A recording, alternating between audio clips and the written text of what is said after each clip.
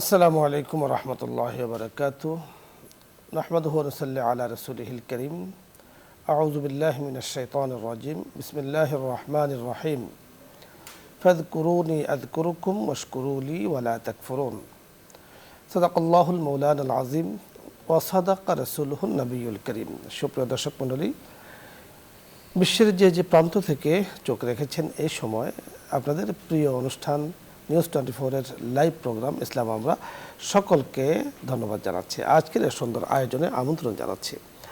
আল্লাহ রাব্বি করিম পবিত্র কোরআন হাকিমে আমাদেরকে ভালো থাকার, মন ভালো রাখার পদ্ধতি জানিয়ে দিয়েছেন, বুঝিয়ে দিয়েছেন। তিনি বলেছেন, তোমরা জিকির করো, আমাকে স্মরণ করো, তোমরা সর্ব অবস্থায় আল্লাহ পাকের জিকির নিজের সাথে রাখো।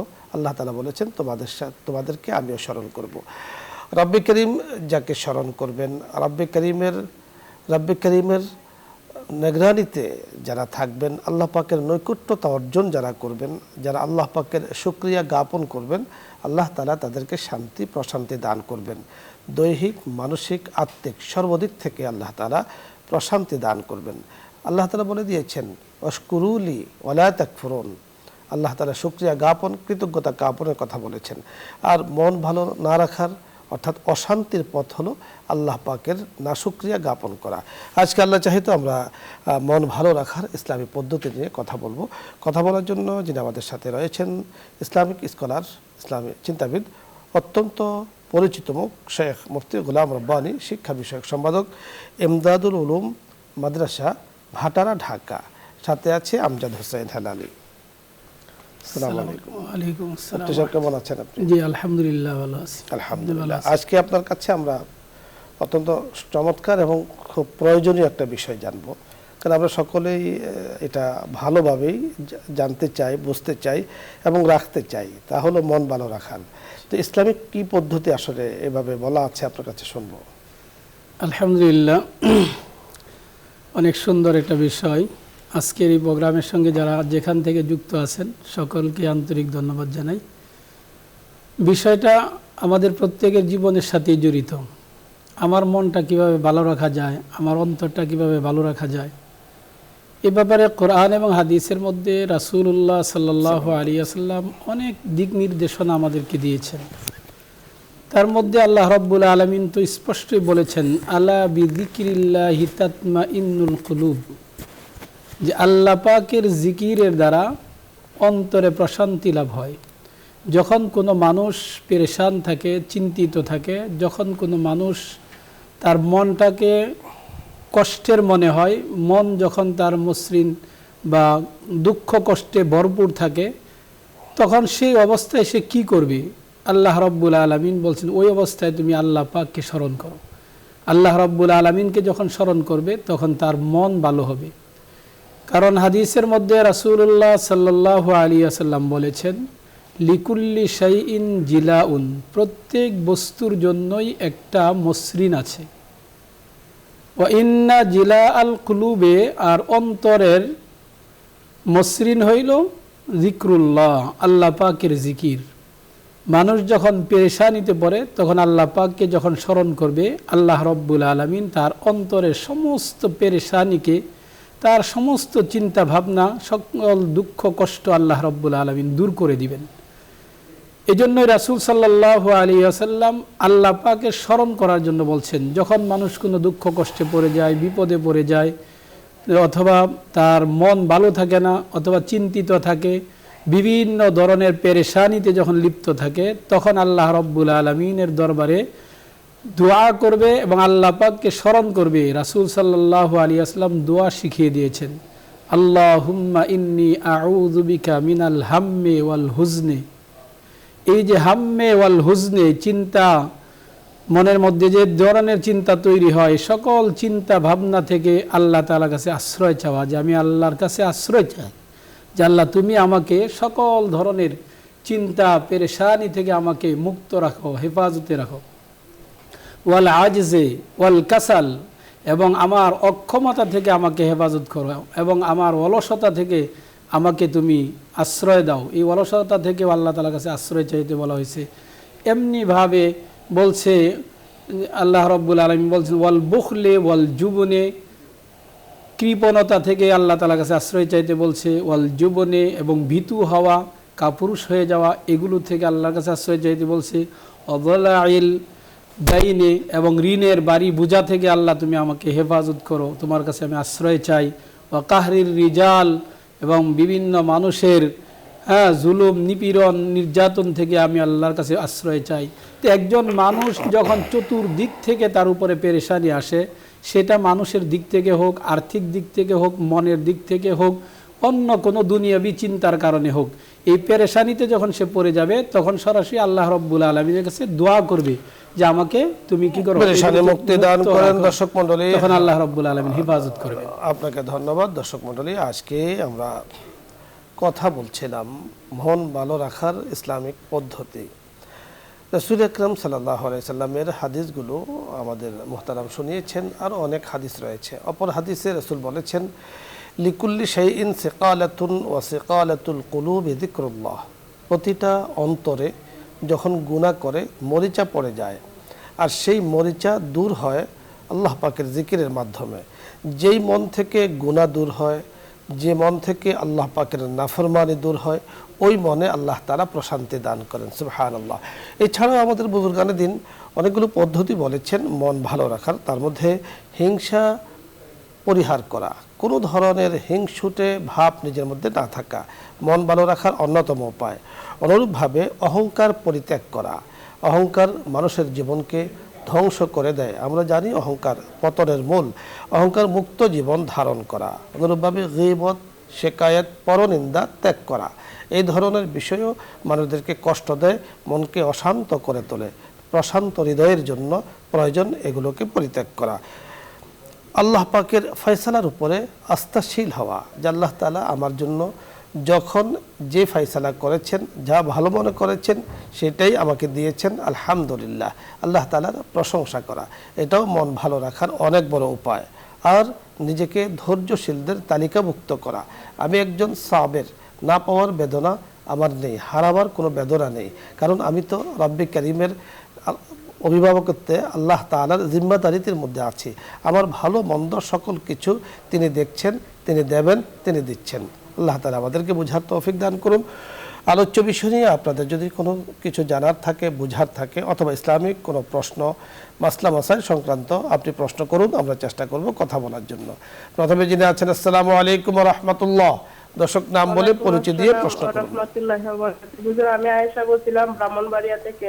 জি হুজুর, আমার একটা প্রশ্ন হচ্ছে, অনেক হুজুররা বলে মানে মুক্তিদার পুরুষদের নামাজের মধ্যে কোনো পার্থক্য নেই, মানে তাদের পুরুষরা যেভাবে রুকু সাজদা করে মহিলারাও সেরকম ভাবে রুকু সাজদা করবে। আবার অনেক হুজুররা বলে না, মহিলা ও পুরুষদের মধ্যে রুকু সাজদার মধ্যে কিছুটা পার্থক্য আছে। এখন আমরা যারা সাধারণ মানুষ আছি হুজুর, আপনাদের জন্য আসলে করণীয় কি? ধন্যবাদ। আপনি শুনতে থাকুন, আমরা কথা বলছি। মুফতি সাহেবের কাছে উত্তর আমরা শুনবো। এর আগে আমরা একটু বিষয় খেয়াল করি। বিষয় হলো যে আমরা ডাক্তার কাছে আমরা যাই, ডাক্তার চেঞ্জ করি, পরিবর্তন করি, অথবা কোনো ডাক্তারকে আমি গ্রহণ করি। তো সেক্ষেত্রে আমি বিচার বিশ্লেষণ করে, বাছাই করে, খোঁজ খবর নিয়ে আমি ডাক্তারের কাছে যাই যে কোন ডাক্তারের চিকিৎসা ভালো, কার হাতে যশ আছে এবং উপকার হয়েছে কিনা, ডিটেলস খোঁজ খবর নেওয়ার পরে কিন্তু আমরা ডাক্তার নির্বাচন করি। ঠিক আমি আমার ধর্মীয় শিক্ষক, আমার কি বলে মুরব্বী নির্বাচন করার ক্ষেত্রে এই বিষয়গুলোকে লক্ষণীয়। মোহতারামের কাছে আমি উত্তর শুনব। জি, আমার বোন অনেক সুন্দর একটা প্রশ্ন করেছেন। আমাদের সমাজে অনেক মহিলারাই এই বিভ্রান্তির মধ্যে আছে যে পুরুষ এবং নারী উভয়ের নামাজ একই রকম হবে, এরকম একটা প্রচার বিভিন্ন মাধ্যমে বিভিন্ন জনে করছে। আসলে সঠিকই হলো যে পুরুষ এবং নারী আল্লাহ তাআলা এই দুইজনকে সৃষ্টির ক্ষেত্রেই ব্যবধান করে দিয়েছেন, তাই তাদের ইবাদতের ক্ষেত্রেও আল্লাহ তাআলা ব্যবধান করে দিয়েছেন। ঠিক নামাজের ক্ষেত্রেও পুরুষের নামাজ এবং নারীদের নামাজ দুইটার মধ্যে অনেক ব্যবধান, 12টা ব্যবধান আছে, বিভিন্ন কিতাবের মধ্যে উল্লেখ করা হয়েছে। এক হাদিসের মধ্যে তো রাসূল সাল্লাল্লাহু আলাইহি ওয়াসাল্লাম স্পষ্টই বলছেন, তুমি যখন সিজদায় যাবে তখন তোমার বাহুকে শরীরের সাথে একেবারে সংকুচ করে নাও, যাতে করে তোমার পরিপূর্ণ সতর সঠিকভাবে হয়। তো তো নারীদের জন্য সতরটা হলো সবচেয়ে গুরুত্বপূর্ণ বিষয়। নামাজের ক্ষেত্রে যখন তারা নামাজ পড়বে, তারা যদি পুরুষের মতো রুকু করে, তাহলে সেই রুকুর দ্বারা তার শরীরের অঙ্গ প্রত্যঙ্গগুলো ভিন্ন হয়ে যায়, এটা অসুন্দর দেখতে। কিন্তু পুরুষের জন্য এটা সম্ভব। এই ক্ষেত্রে রুকুর ক্ষেত্রে, সিজদার ক্ষেত্রে রাসূলুল্লাহ সাল্লাল্লাহু আলাইহি ওয়াসাল্লাম ব্যবধান করেছেন। এবং তারা যে হাদিস দিয়ে দলিল দিয়ে মানুষকে বিভ্রান্ত করতে চায়, সেটা হচ্ছে রাসূল সাল্লাল্লাহু আলাইহি ওয়াসাল্লাম বলেন, সাল্লু কামা রাআইতুমুনি উসাল্লি, যে তোমরা নামাজ পড়ো যেভাবে তোমরা আমাকে নামাজ পড়তে দেখো। তো আল্লাহ রাসূল সাল্লাল্লাহু আলাইহি ওয়াসাল্লাম যেভাবে নামাজ পড়ছে এভাবে নামাজ পড়তে হবে। সুতরাং এখানে পুরুষ আর নারীদের ব্যবধান কোথায় হইল, এই ধরনের প্রশ্ন করে। কিন্তু এটা কেন করে? আপনি যে কথাটা বলছেন যে আমি ডাক্তারের কাছে গেলে কোন ডাক্তারের কাছে যাব, একজন হইল লেখাপড়া করে রিসার্চ করে ডাক্তার হয়েছে, আরেকজন শুধু ঘরে বসে বসে বা বিভিন্ন বই পড়ে ডাক্তার হয়েছে, দুইটার অনেক ব্যবধান। তো যিনি অন্যের কাছ থেকে শিখে, প্র্যাকটিক্যালি শিখে বই পড়ে শিখছেন, ওই ডাক্তারের মর্যাদা আলাদা হবে। তো এখন এখানে আরবি শব্দ ব্যবহার করা হয়েছে সল্লু, তোমরা নামাজ পড়ো। সল্লু শব্দটা আরবি ভাষায় পুরুষকে সম্বোধন করা হয়। এই সাদি পুরুষের এই শব্দটাকেও তারা নারীদের ক্ষেত্রে ব্যবহার করে দিচ্ছে। এটা যে নারীদের জন্য নয়, এটা তাদেরকে বোঝানো সম্ভব না, কারণ আরবি ভাষার গ্রামার। ধন্যবাদ মুফতি সাহেব, আপনি যথার্থ বলেছেন। তো এজন্য আমার বোনকে আমরা, আমাদের দর্শক যারা আছেন, নিয়মিত দর্শক, আমাদের কথার উপরে যদি আপনার আস্থা থাকে, তাহলে আমরা আবেদন করব যে আপনারা আমল করতে পারেন। যেখানে আমাদের মুফতি সাহেব বলেছেন যে আল্লাহ রসুল সাল্লাল্লাহু আলাইহি সাল্লাম সামনে যারা ছিলেন সাহাবাই কেরাম মসজিদে নববীতে, তাদেরকে উদ্দেশ্য করে বলেছেন সাল্লু কামা রাআইতুমুনি উসাল্লি। অর্থাৎ এক সাহাবীকে নামাজ শিক্ষা দিতে গিয়ে রাসূল আকরাম সাল্লাল্লাহু আলাইহি সাল্লাম এই কথাটি বলেছেন। অর্থাৎ এখানে একটি ইতিহাস আছে, সংক্ষিপ্ত ইতিহাস, যে এক সাহাবী মসজিদে এসেছেন, নামাজ পড়েছেন, রুকু সেজদা ঠিকমতো করছেন না, রুকু সেজদার মধ্যে সমস্যা হচ্ছে, এসে রাসূলকে সালাম দিয়েছেন। রাসূল বলেছেন ইরজি ফাসাল্লি ফাইন্নাকা লাম তুসাল্লি, যাও তুমি নামাজ পড়ো, তুমি নামাজ পড়োনি।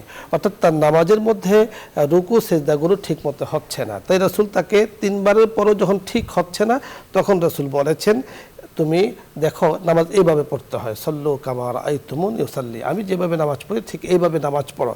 রাসূলের এই কথাটা ছিল পুরুষদের জন্য, এই কথাটা পুরুষরা সামনে ছিল, পুরুষকে শেখানোর জন্যই ছিল। তো এই দেখুন, তাহলে পুরুষের জন্য এখন এর একটা বিষয়, তাহলে এই কথার উদ্দেশ্যের ভেতরে যেহেতু সামনে যারা ছিলেন, কারণ আমরা বুঝি যে আরবিতে ব্যাকরণ সামনে যিনি থাকে তাকে বলা হয় মুখাতাব, তাকে কি বলে খেতাবের জমির দিয়ে বলা হয়। তো রাসূল তাদেরকেই উদ্দেশ্য করে বলেছেন, অর্থাৎ পুরুষ জাতীয় যারা আছে তাদের জন্য মূলত এই হুকুম। দ্বিতীয় বিষয় হলো, আমাদের মুফতি সাহেব বড় চমৎকার বলেছেন যে আল্লাহ রাব্বুল কারীম নারী পুরুষের খিলকাতান ব্যবধান রেখেছেন, সৃষ্টিগত ব্যবধান রেখেছেন। এজন্য ইবাদতের ক্ষেত্র তাদের জন্য বেশ কম আছে। কেমন বেশ কম? একজন পুরুষের জন্য জীবনে হুঁশ থাকা অবস্থায় বালেগ হওয়ার পরে কখনো নামাজ মাফ নেই। একজন নারীর জন্য মাসে যদি প্রয়োজন হয়, অসুস্থ থাকেন, 10 দিন নামাজ মাফ আছে। তাহলে এখন এক্ষেত্রে তো বলে নারী পুরুষ সকলকে নামাজ পড়তে হবে, হ্যাঁ? তাহলে এখানে তো ইসলাম ছাড় দিয়েছেন। ঠিক অনুরূপভাবে মাহে রমজানের ক্ষেত্রেও পুরুষের জন্য কোনো অবস্থাতেই হুঁশ থাকা অবস্থায়, সুস্থ থাকা অবস্থায় রোজা ভাঙ্গা যাবে না। একজন নারীকে বলা হয়েছে তুমি রোজা ভাঙ্গো, অপর সময় তুমি রেখে নিও। ঠিক হজ এবং উমরার ক্ষেত্র তাদের জন্য শরীয়ত অনেক ছাড় দিয়েছেন। নামাজের ক্ষেত্র ব্যবধান, তাহলে এই সমস্ত যা শরীয়তের মূল বিষয়গুলোতে যদি ব্যবধান হয়, তো নামাজ পড়তে গিয়ে ব্যবধান হবে না কেন? হ্যাঁ, যারা বলেছেন আমরা বলবো যে ওনারা হয়তোবা যেটা বোঝাতে চেয়েছেন, আমি আপনাদেরকে দোষ দেব, আপনারা বুঝতে চাননি বা বুঝতে পারেননি। ওনারা হয়তোবা বলতে চাচ্ছেন এই কথাটি যে নামাজের সূরা, কেরাত, রাকাত, সংখ্যা, তাসবিহাত সব পুরুষ এবং নারীর এক, হয়তোবা এটা ওনারা বোঝাতে চেয়েছেন। ঠিক আলহামদুলিল্লাহ পড়তে হবে পুরুষকেও নারীকেও, কেরাত পড়তে হবে পুরুষকেও নারীকেও, সামি আল্লাহু লিমান হামিদা রাব্বানা, এগুলো পুরুষকেও পড়তে হবে নারীকেও পড়তে, এই দিক থেকে নারী পুরুষের এক। কিন্তু নামাজ আদায়ের পদ্ধতিগতর মধ্যে খিলকাতান যে বেশ কম, ঠিক নামাজের মধ্যেও কিন্তু আল্লাহ রাব্বুল কারীম রাসূল আকরাম সাল্লাল্লাহু আলাইহি সাল্লামের মাধ্যমে আমাদেরকে সেই বেশ কমটা জানিয়ে দিয়েছেন। আল্লাহ পাক আমাদেরকে বোঝার তৌফিক দান করুন। মনে রাখতে হবে, আমি প্রথমত যে কথাটি ভূমিকাতে বলেছিলাম, যে আপনি বলেছেন যে এখন এক এক হুজুরে এক এক রকম বলেন, তা আমরা আসলে কোন দিকে যাব? সত্যি এই ধরনের বিভ্রান্তিতে আমাদের সাধারণ মানুষ যারা আছেন, আমি নিজেও সাধারণ মানুষ, আমরা পড়ে যাই। এই জন্য আপনি বিচার বিশ্লেষণ করে আপনি আপনার ধর্মীয় একজন মুরব্বী বানাবেন, ওনার সাথে আপনি যাচাই বাছাই করার পরে, বহুদিন ফিকির করার পরে, খোঁজ খবর এভরিথিং সকল কিছু নিয়ে আপনি একজনকে নির্বাচন করুন। ওনাকে উনি যা বলেন সেটা আপনি 5 জনের সাথে যাচাই করুন, করে এরপরে আমল করুন। ধন্যবাদ। পরের দর্শক জি, আসসালামু আলাইকুম রহমতুল্লাহ। ওয়ালাইকুম আসসালাম। আসসালামু আলাইকুম। জি ওয়ালাইকুম আসসালাম রহমতুল্লাহ। জি হুজুর, আমার একটা জানার ছিল যে আমার ছেলে বয়স 7 বছর চলে, মানে তারে মাদ্রাসায় ভর্তি করার জন্য আর কি। আমি কি আগে বাংলা পড়বো তাকে না মাদ্রাসায় ডাইরেক্ট দিয়ে দিবো? জি ধন্যবাদ। আপনি পরামর্শ চেয়েছেন, আমাদের যে পরামর্শ আমরা আমাদের এই অনুষ্ঠান থেকে দিয়ে থাকি, 7 বছর বয়সে আসলে প্রতিষ্ঠানে ভর্তি করতে হয়। এখন দেখুন তার সকল কিছু এখন কিন্তু একেবারে নরম আছে। এজন্য আপনি প্রাথমিক পর্যায়ে আমাদের দেশে এরকম প্রতিষ্ঠান এখন আলহামদুলিল্লাহ তৈরি হয়েছে, যেখানে কোরআনের শিক্ষাও আছে, জেনারেল শিক্ষাও আছে, ধর্মীয় শিক্ষাও আছে। জেনারেল শিক্ষার সমন্বয় কিন্তু সিলেবাস সেখানে গঠন করা হয়েছে, আপনি সেখানে দিয়ে দিলে উভয়টাই পাবেন। আরেকটি বিষয় হলো, আপনি মাদ্রাসা ভর্তি করাতে চান কিসের জন্য? নিঃসন্দেহে আপনার মনে চায় যে আপনি হাফেজের মা হবেন, একজন হাফেজ আপনাকে আম্মু বলে ডাকবে, আপনার কাছে খুব ভালো লাগবে, আর পরকালে আপনার মাথায় নুনের টুপি পরিয়ে দিবেন, আপনার কাছে ভালো লাগবে। তো এই নিয়ত যখন করেছেন, তো নিঃসন্দেহে আপনি তাকে মাদ্রাসায় ভর্তি করুন, এবং আপনি যেটা চাচ্ছেন ইনশাআল্লাহ আল্লাহ চাহে তো সেটা আপনাকে দিয়ে দিবেন। পরে দর্শক আসসালামু আলাইকুম রহমতুল্লাহ। আসসালামু আলাইকুম। ওয়ালাইকুম আসসালাম রহমতুল্লাহ। হুজুর, আমার একটা প্রশ্ন। জি বলুন। আমরা সব বিগত দিন থেকে সবে বরাতের রাতেই ইবাদত বন্দগি করে রাখি। আমার বাসায় কয়েকজন মহিলা একসঙ্গে মিলে নামাজ পড়ে থাকি সবে বরাতের রাতে। এটা কি ঠিক আছে কিনা? ধন্যবাদ। জি জি জি, আমরা আপনাকে জানিয়ে দিচ্ছি। এই সম্পর্কে যদিও আমরা বিস্তারিত আলোচনা সামনে করব। মহতারাম বুঝতে পেরেছেন? জি, শবে বরাতে ইবাদতের ফজিলত হাদিসের মধ্যে আসছে, কুমু লাইলাহা ওয়া সুমু ইয়াওমাহা। হাদিসের মধ্যে রাসূল সাল্লাল্লাহু আলাইহি ওয়াসাল্লাম বলছেন যে রাত্রটা তোমরা ইবাদতে কাটিয়ে দাও আর দিনটা তোমরা রোজার মাধ্যমে কাটিয়ে দাও। তো এখন রাত্রটা ইবাদতের মাধ্যমে কাটানোর অর্থ এই নয় যে সকলে মিলে জাঁকজমকের সাথে পালন করা, এটা ইসলাম তত সমর্থন করে না। তবে সকলকেই ইবাদত করবে, এই রাত্রটা আল্লাহর কাছে চাইবে, আল্লাহ তাআলা এই রাত্রটা ইবাদতের জন্য দিবেন, কিন্তু এককভাবে আমরা সকলে ইবাদত করব, চেষ্টা করব। এখানে একটি বিষয় মহতারাম, নামাজ আদায় আমরা করব না।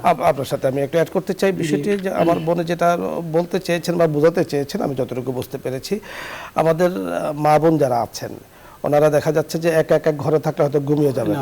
এর জন্য চিন্তা হলো যে ঘরে নামাজ আছে, অথবা যিনি নামাজ সম্পর্কে জানেন, ভালো জানেন, ওনার কাছে গেলে উনিও নামাজ পড়েন বা নামাজের পদ্ধতিগত বিষয়গুলো ওনার থেকে শিখেন, জেনে আলোচনা করে পর্যালোচনা করে নামাজ পড়েন।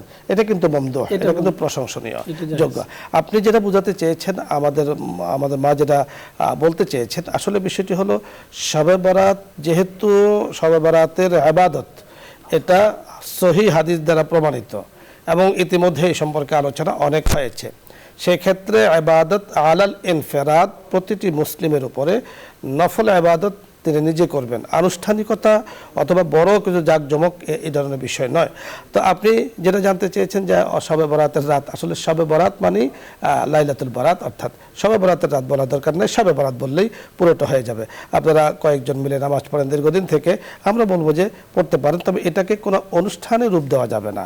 এটাকে বা একসাথে নামাজ পড়লে নামাজ হবে, ঘরে ঘরে আলাদা নামাজ পড়লে হবে না, বিষয়টা এরকম নয়।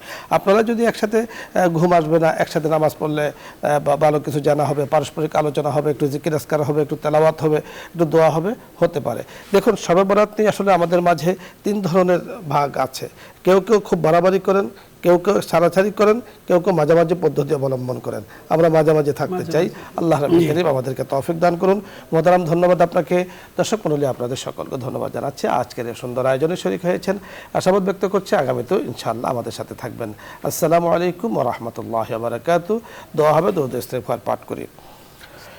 اللهم صل على سيدنا ونبينا وشفيعنا وحبيبنا ومولانا محمد صلى الله عليه وعلى آله وأصحابه وبارك وسلم. أستغفر الله ربي من كل ذنب وأتوب إليه. لا حول ولا قوة إلا بالله العلي العظيم.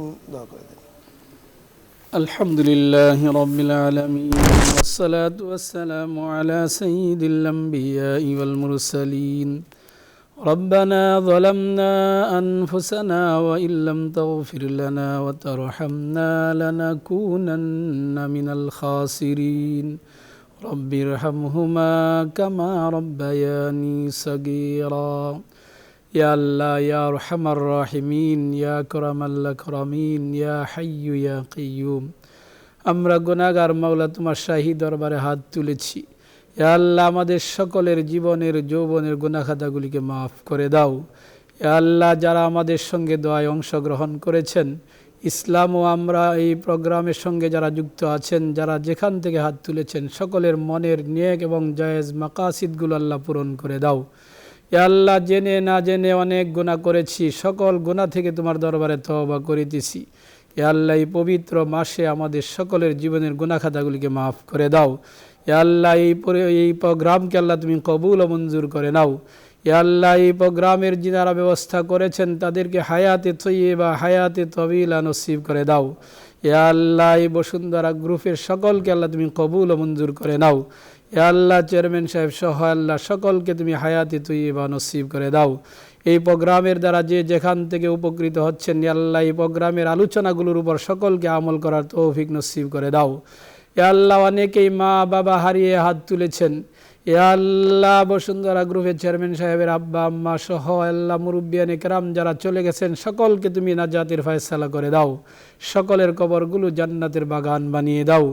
ইয়া আল্লাহ আরও যারা যুক্ত হয়েছেন, যারা হাত তুলেছেন, তাদের আব্বা আম্মা দাদা দাদি নানা নানি আত্মীয় স্বজন সহ মুতাআল্লিকিন মুহিব্বিন যারা অন্ধকার কবরে শায়িত, আল্লাহ সকলকে তুমি নাজাতের ফয়সালা করে দাও। সকলের কবরগুলো রওজাতুম মিন রিয়াজিল জান্নাহ বানিয়ে দাও। ইয়া আল্লাহ এই অনুষ্ঠানের মধ্যে আল্লাহ তুমি খায়ের ও বরকতের ফয়সালা করে দাও। ইয়া আল্লাহ এই অনুষ্ঠানের দ্বারা মানুষকে আল্লাহ হেদায়েতের রাস্তাকে তুমি আরও উন্মুক্ত করে দাও। ইয়া আল্লাহ তোমার দরবারে দরখাস্ত, সামনে রমজান মাস আসতেছে, আল্লাহুম্মা বারিক লানা ফি রজব ওয়া শাবান ওয়া বাল্লিগনা রমাদান। রাসূলুল্লাহ সাল্লাল্লাহু আলাইহি ওয়াসাল্লাম যেভাবে দোয়া করেছেন, ইয়া আল্লাহ আমরা ওইভাবে তোমার কাছে আবেদন করতেছি। ইয়া আল্লাহ এই শাবান মাসে আমাদের উপর বরকতের ফয়সালা করে দাও। রমজান পর্যন্ত আমাদের হায়াতকে আল্লাহ তুমি বৃদ্ধি করে দাও। ইয়া আল্লাহ যে সকল জিনিস তোমার কাছে চাওয়া প্রয়োজন আমরা চাইতে পারি নাই, সেগুলো আমাদেরকে দান করো। ইয়া আল্লাহ যেগুলো চাওয়া প্রয়োজন ছিল না, চেয়ে ফেলেছি, ইয়া আল্লাহ ওগুলো থেকেও আমাদেরকে তুমি হেফাজত করে দাও। ইয়া আল্লাহ হুজুর সাল্লাল্লাহু আলাইহি ওয়াসাল্লাম আমাদেরকে যে দোয়া শিখিয়েছেন, আল্লাহুম্মা ইন্নী আউযু বিকা মিনাল হাম্মি ওয়াল হুজন, সকল চিন্তা পেরেশানি থেকে আল্লাহ তোমার কাছে আশ্রয় চাই। সকল চিন্তা পেরেশানি থেকে আল্লাহ আমাদেরকে তুমি আশ্রয় দান করো। সকল প্রকার ঋণের বোঝা থেকে আল্লাহ আমাদেরকে আশ্রয় দান করো। যে যেখান থেকে হাত তুলেছেন, যে উদ্দেশ্য নিয়ে হাত তুলেছেন, সকলের উদ্দেশ্যগুলো আল্লাহ তুমি সফল করে দাও। ইয়া আল্লাহ এই নিউজ 24কে আল্লাহ তুমি কবুল ও মঞ্জুর করে নাও। এই প্রোগ্রাম যেন প্রতিদিন যেন এটা চালু থাকে, আল্লাহ সেই তৌফিক তুমি নসিব করে দাও। ইয়া আল্লাহ তুমি আমাদের দোয়া মুনাজাতকে তুমি কবুল ও মঞ্জুর করে নাও। রাসূলুল্লাহ সাল্লাল্লাহু আলাইহি ওয়াসাল্লামের তুফাইলে আমাদের দোয়াকে তুমি কবুল ও মঞ্জুর করে নাও। ইয়া আল্লাহ তোমার কাছে একটা দরখাস্ত, সামনে রমজান মাস আসতেছে, রমজানের প্রতিটি রোজা যেন সঠিকভাবে আমরা পালন করতে পারি, সেই তৌফিক আমাদেরকে নসিব করে দাও। রমজানের বরকত আমাদেরকে নসিব করে দাও। আমাদেরকে সকল প্রকার বিপদ আপদ থেকে, বালা মুসিবত থেকে আল্লাহ তুমি হেফাজত করে নাও। আমাদের দেশকে, দেশবাসীকে আল্লাহ তুমি হেফাজত করে নাও। সকল প্রকার বিপদ আপদ থেকে আল্লাহ আমাদেরকে হেফাজত করে নাও। আসমানের বিপদ মাওলা আসমানে উঠায় নাও, জমিনের বিপদ মাওলা জমিনে দাফন করে দাও। ইয়া আল্লাহ সকল প্রকার ভবিষ্যৎ অকল্যাণকে তুমি কল্যাণের দ্বারা পরিবর্তন করে দাও। ইয়া আল্লাহ তোমার দরবারে দরখাস্ত, তোমার খাজানার মধ্যে কোনো বস্তুর অভাব নেই। ইয়া আল্লাহ অভাবীদের অভাবকে আল্লাহ তুমি দূর করে দাও। ঋণগ্রস্তদের ঋণ আদায়ের তৌফিক নসিব করে দাও। ইয়া আল্লাহ যারা ব্যবসা বাণিজ্যে জড়িত তাদের ব্যবসা বাণিজ্যের মধ্যে খায়ের বরকতের ফয়সালা করে দাও। সাল্লাল্লাহু তাআলা আলা খাইরি খালকিহি মুহাম্মাদিন ওয়া আলা আলিহি ওয়া আসহাবিহি আজমাইন। আমিন আমিন আমিন বিরহমাতিকা ইয়া আরহামার রাহিমিন।